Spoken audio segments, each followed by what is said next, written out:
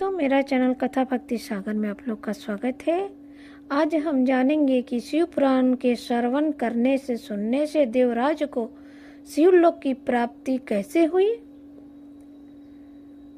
महाभाग सूत जी, आप धन्य है, परमार्थ तत्व के ज्ञाता है। आपने कृपा करके हम लोग को यह बड़ी अद्भुत एवं दिव्य कथा सुनाई है। भूतल पर इस कथा के सामान्य कल्याण का सर्वश्रेष्ठ साधन दूसरा कोई नहीं। यह बात हमने आज आपकी कृपा से निश्चित समझ लिया है। कलयुग में इस कथा के द्वारा कौन कौन से पापी शुद्ध होते हैं, उन्हें कृपा पूर्वक बताइए और इस जगत को कृतार्थ कीजिए।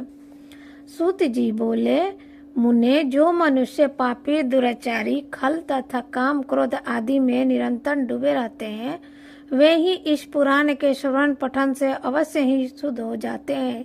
इसी विषय में जानकर मुनि इस प्राचीन इतिहास का उदाहरण दिया करते हैं, जिनके श्रवण मात्र से पापों का पूर्णतः नष्ट हो जाता है।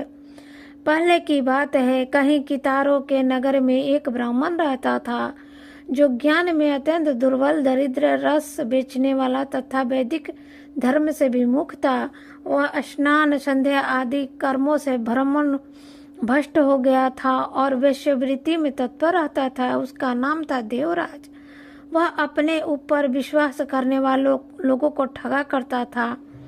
अपने ब्राह्मणों, क्षत्रिय, वैश्यों, शूद्रों तथा दूसरों को भी अनेक बहानों से मारकर उनका धन हड़प लिया था, परंतु उस पापी का थोड़ा सा भी धन कभी धर्म के काम में नहीं लगा था। वह वेश्यागमी तथा सब प्रकार से अष्टाचार भ्रष्ट था। एक दिन घूमता घूमता वह देव योग से प्रतिष्ठानपुर झूसी प्रयाग में जा पहुंचा। वहां उसने एक शिवालय देखा, जहां बहुत से साधु महात्मा एकत्र हुए थे।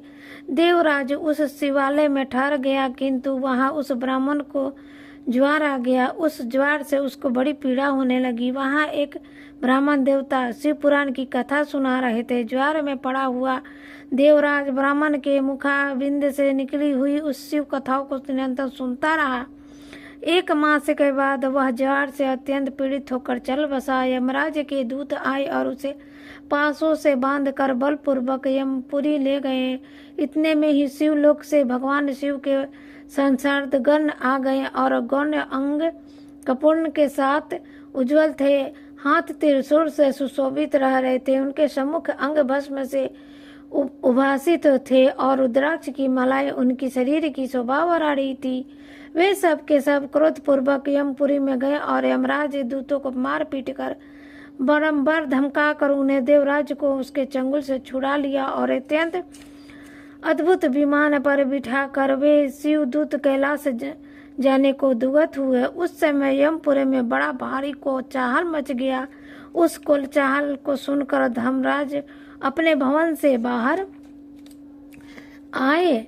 साक्षात दूसरे रुद्रों के समान प्रतीक होने वाले उन चारों दूतों को देखकर धर्मराज ने उसका विधि पूर्वक वर्णन किया और ज्ञान दृष्टि से देखकर सारा वृत्तांत जान गए।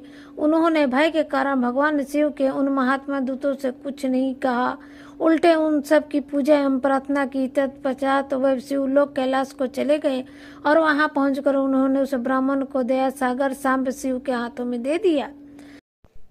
तो इस तरह से उस दुष्ट ब्राह्मण को शिव पुराण की कथा सुनने से शिवलोक की प्राप्ति हुई।